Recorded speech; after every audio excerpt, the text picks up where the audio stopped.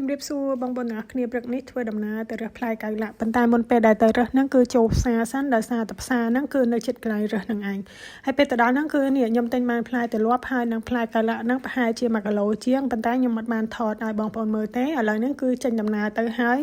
នេះបងប្អូនទៅដល់គឺមួយផ្លែគឺដល់តែម្ដងហើយពេលដែលខ្ញុំរើសហ្នឹងមុនដំបូងក៏អត់សូវមានមនុស្សទេប៉ុន្តែប្រហែលជាកន្លះម៉ោងក្រោយមកមានគេមករើសដែរអញ្ចឹងណា3 4នាក់តាមក្រោយខ្ញុំអញ្ចឹងទៅហើយសួរថាបើគង់តែទៅរើសដដែលហេតុអីបានទិញដោយសារតែពេលផ្លែដែលយើងរើសហ្នឹងវាអត់សូវធំទេខ្ញុំបង្ហាញបងប្អូននៅខាងចុងវីដេអូណាផ្លែដែលយើងរើសហ្នឹងគឺវាអត់សូវធំទេប៉ុន្តែអាផ្លែដែលយើងទិញណាគឺធំជាង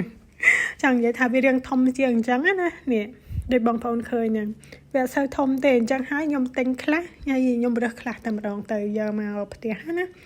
ហើយបន្ទាប់ពីខ្ញុំ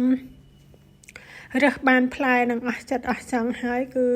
មើលម៉ោងឆ្លៀតដល់ម៉ោងល្មមមកដល់ផ្ទះណាពេលដែលមកដល់ផ្ទះហ្នឹងអត់ទាន់មកដល់ផ្ទះទេប៉ុន្តែជិះតាមផ្លូវគឺជិះផ្លូវកាត់ហើយកន្លែងហ្នឹងផ្លូវនៅក្នុងវីដេអូហ្នឹងកន្លែងហ្នឹងមានផ្លូវប្របែកជា4ចង់ភ្លេចផ្លូវមកផ្ទះបងប្អូនដោយសារតែខណ្ឌជិះកាត់ផ្លូវនឹងយូរឥឡូវនេះកំពុងតែសម្រាប់ចិត្តទៅផ្លូវណាអញ្ចឹងណាព្រោះអីផ្លូវមួយនោះវាផ្លូវជិះចូលសាលារៀនហើយមកចំហៀងទៀតគឺជិះទៅកន្លែងហែទឹកដល់អញ្ចឹងហើយខ្ញុំវារៀងផ្លិចហ៎ហើយនេះដូចបងប្អូនឃើញយ៉ាងអាលឹមរហូតមេឃបើសិនជាបើកថ្ងៃគឺថតស្អាតមែនតើទេសភាពណាខែហ្នឹងបងប្អូននឹងស្រាប់ហើយរដូវស្លឹកឈើជ្រុះឲ្យតែបើកថ្ងៃទៅណាក៏ថតស្អាតដែរហើយឥឡូវនេះគឺមកដល់ផ្ទះហើយនេះតោះឥឡូវយើងមើលទាំងអស់គ្នាណាបងប្អូនថាតើខ្ញុំបានអីខ្លះនេះអាហ្នឹងខ្ញុំរើសបាន1កាថូហ្នឹងអាហ្នឹងខ្ញុំរើសហើយអាមកចំហៀងទៀត2ថង់នោះអាហ្នឹងខ្ញុំទិញគេណាផ្លែធំណាបងប្អូនយើងទិញគេណាហើយអានេះផ្លែយើងរើសបានដូចគ្នាដែរ